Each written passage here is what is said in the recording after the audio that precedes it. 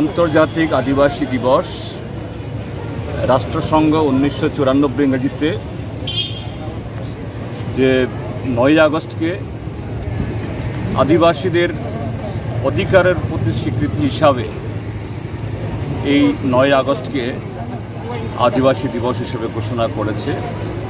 সেই বছর থেকে প্রতি বছরেই পৃথিবীর সমস্ত প্রান্তে এই দিনটিকে আদিবাসী দিবস উদযাপন করা হয়।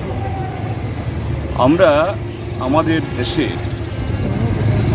যে আদিবাসী অধিকার রাষ্ট্রীয় মঞ্চ আছে, আমরা সে মঞ্চের তরফ থেকে এটাকে আদিবাসী অধিকার দিবস হিসেবে আমরা উদযাপন করি। গণমুক্তি পরিষদও আমরা এটাকে অধিকার দিবস উদযাপন আমরা করছি।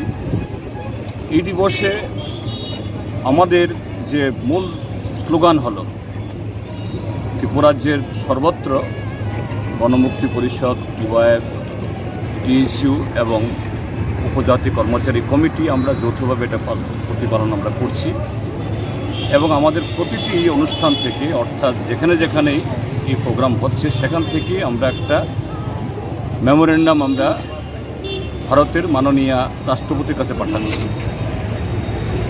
এই মেমোরেন্ডামে 5টা দাবি: সংবিধানের 125তম সংশোধনী বিল, যে বিলে এডিসিকে আরও ক্ষমতা এবং অর্থ দেওয়ার জন্য বিভিন্ন এই প্রস্তাব রাখা হয়েছে, যেটা মোদী সরকার এটাকে গত 4 বছর ধরে হিমঘরে ফেলে রেখেছে। আমরা মাননীয় রাষ্ট্রপতি তাকে আমরা বলছি তিনি হস্তক্ষেপ করুন এবং এটা দ্রুত যেন পাস হয় তার ব্যবস্থা করুন। তার সাথে ককবরককে সংবিধান 8ম তফসিলে অন্তর্ভুক্ত করা, আর কেন্দ্রীয় এবং রাজ্য সরকারের সমস্ত দপ্তরে শূন্যপদ পূরণ করা, আর এসটি এসসিদের জন্য যাতে চাকরি এবং প্রমোশনে সংরক্ষণ হয় তার জন্য একটা আইন আনা, সরকারি ক্ষেত্রে এবং বেসরকারি ক্ষেত্রে উভয় ক্ষেত্রে। তার সাথে হলো যে বন অধিকার আইন পাস হয়েছে সেই 2006 সালে, কিন্তু মোদী সরকার আসার পরে এই আইনটাকে দুর্বল করার জন্য, এটাকে দুর্বল করে আদিবাসীদের অধিকার ক্ষুণ্ণ করে কর্পোরেটদের যাতে সমস্ত বনসম্পদ লুট করতে ব্যবস্থা করার জন্য এখন নানা ধরনের প্রতিবন্ধকতা তৈরি করছে।